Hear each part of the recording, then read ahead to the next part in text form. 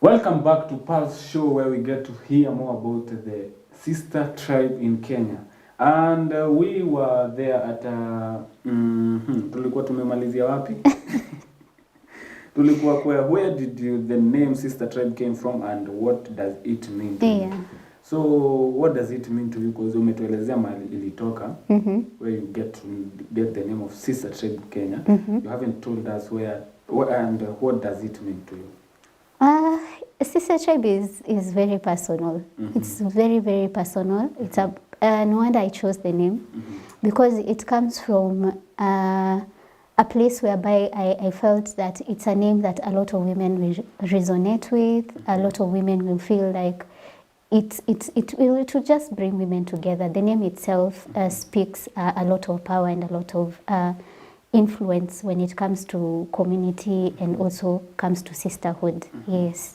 What is the core mission of Sister Tribe Kenya? Our mission is to be able to create a space whereby women feel safe, to also help women grow individually, also as a community, as a whole, in that we pull resources from each other. If you want to look for someone whereby you can have counseling, therapy, you can always get from among the tribe itself. If you're looking for someone who can help you in any field, especially because we have women from all fields when it comes to our careers. We have women who are doctors, we have women who are entrepreneurs. When it comes to those who want to grow businesses, they can be able to also get resources from the group. So we want to just holistically and individually create a platform that women can benefit from, and also to ensure that we also bring in resources that will also help women to grow in terms of funding, support, especially for those who are starting up, like the Gen Zs, who feel like they need someone to hold their hand, especially those who are finishing university, who want to go into the workforce, join other women who are also working, so they can be able to get a lot of support from each other. And that's how we want to grow in the next few years. Yes. So you can't really help a man getting a job or such kind of... Of course we can. Of course we can. As an organization, if I benefit as a woman from Sister Tribe, we usually say this, when you help a woman in a community, you're helping the whole community as a whole.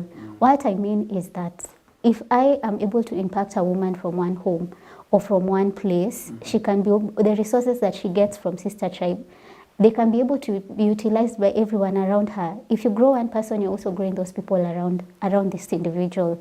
So if I'm able to create a space whereby a woman can come there, if she's in need of support when it comes to her business, and other women support her, she has basically grown her family, she has grown her community also back home.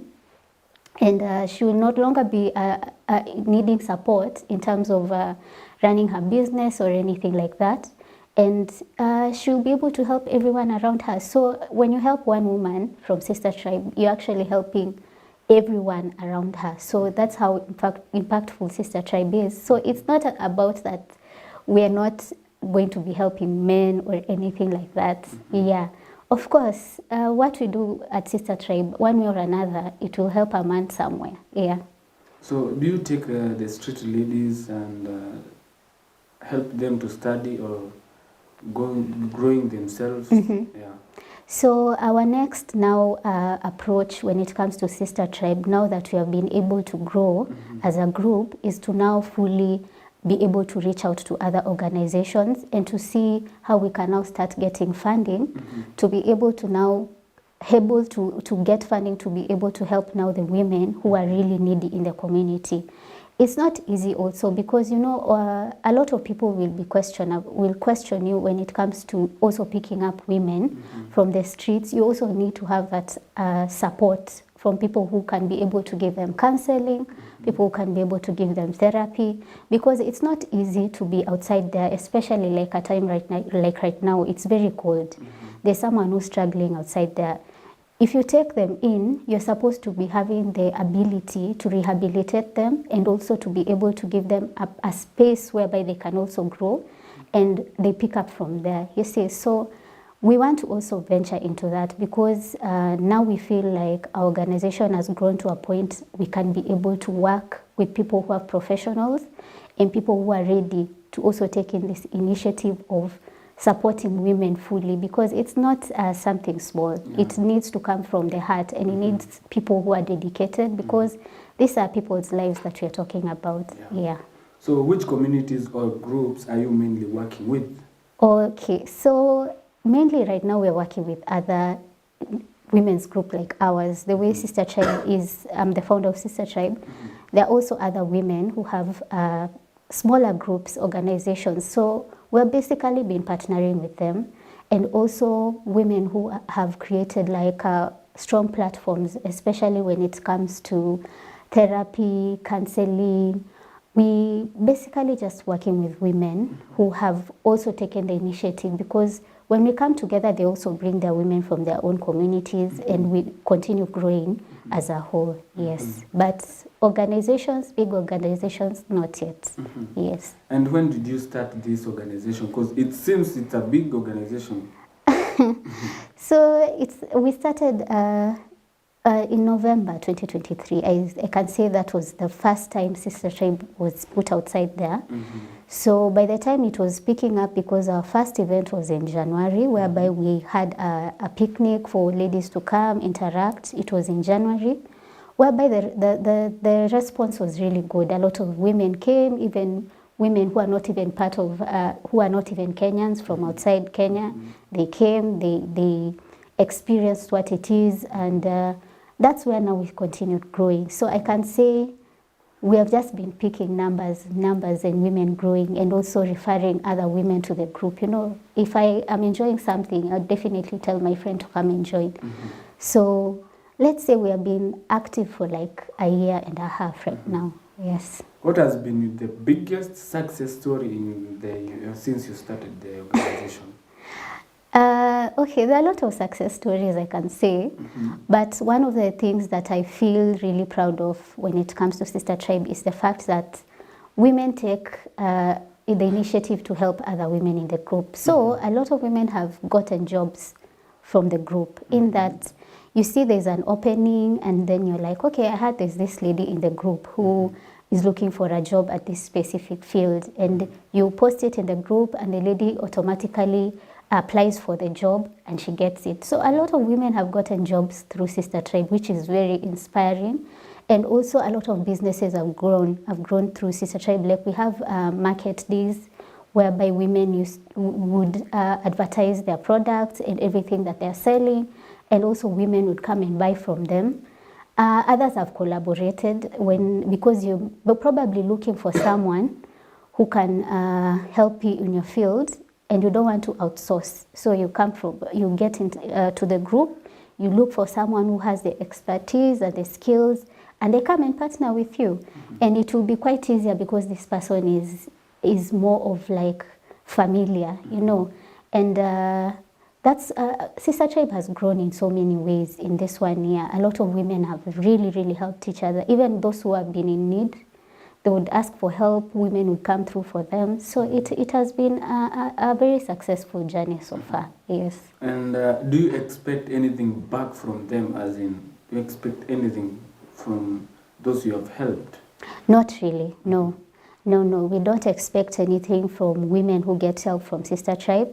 I believe that it is individually, if you decide to individually help or partner or work with another woman in the group, it is upon you too. So we don't feel like you're obligated to give back when you receive from Sister Tribe Kenya. Not really, yes. I think this question is kind of personal and comes confidential, but I really should ask. Can you share any numbers or examples of lives that you have been impacted by your work? Yes, I have a very personal friend. She got a job actually last year from our group, and right now she's still working in the job. She actually got a promotion, which is, she loves the job so much, by the way. And I also, let's say I have a number of ladies in the group who have reached out individually and told me how much they are working somewhere because of connections that they got from the group, which is, it is really nice, yes, because you can clearly see now they're financially stable, they're taking care of themselves. But I would not individually share their names or their numbers, but it's a good number, I can say that. How do you feel when you get such a feedback, a good feedback? It's an overwhelming feeling. I can't even describe it, because it gives you even the motivation to keep going. As I said, sometimes you wake up and you feel like you're overwhelmed. Yeah. But when you get these messages from ladies who are really, really willing to work with you, it gives you a source of joy that you cannot even be able to explain. And it continues giving you even the reason why you feel like you should push and continue making this a purpose that you can be able to impact even more. Because, yeah, it's one of the best feelings that you can ever have, yes. Let's dive a little bit out of the topic. I think you are a Gen Z, yeah? No. Yes. Last few months, I think it's last month, Yes. there was a protest, and it came that there were ladies who were raped. I think they are going a lot right now. They are going through a lot. Yes. How can you advise people who are doing such things there, and how will you advise those ladies? It's very unfortunate. I'd say that I never expected we would get to a point as a country whereby young people who are trying to express their rights, which is actually their right as people to be able to express whatever they feel, to be in a position whereby their health and their lives are in risk. It's also very sad to see young people who are out in the streets who are also dying. And it's not easy to even advise a woman who has gone through that. I'd say that it's very unfortunate. And I feel like women should, especially those who are going for the protests, should actually be able to make sure that they go with people who they trust, to also be around people who you feel at the end of the day, because, you know, anything can happen. You might even lack transport to go back home. If you decide to walk home, you have to walk with a group of people that you trust. It is good to fight for your rights, and it is something that is very admirable. But I would really advise, especially women, to always go with women who are ready to be there for you no matter what. And even when we had the feminist march last year, you could clearly see women came in large groups and they left in large groups, which is so safe for everyone who is going for the Maandamano, because you don't know who is next to you, you don't know what the agenda is, because some have come with positive agenda and some have also come with agenda to ruin other people's lives and also property. So you just have to keep safe a lot and be very safe. And even if it's you be able to leave the place maybe CBD early, you just make sure you leave early, not to be caught up in the dark, especially because it's very unfortunate that they looked for shelter and they were looking for somewhere they can spend the night because they were not able to reach home, and they couldn't get any support even from people around them, which is, it's quite sad. We should actually look at that as a country and also as a whole young generation. Yes. We will be going for a short break and we'll be returning up with our question, and the question will be challenges and growth.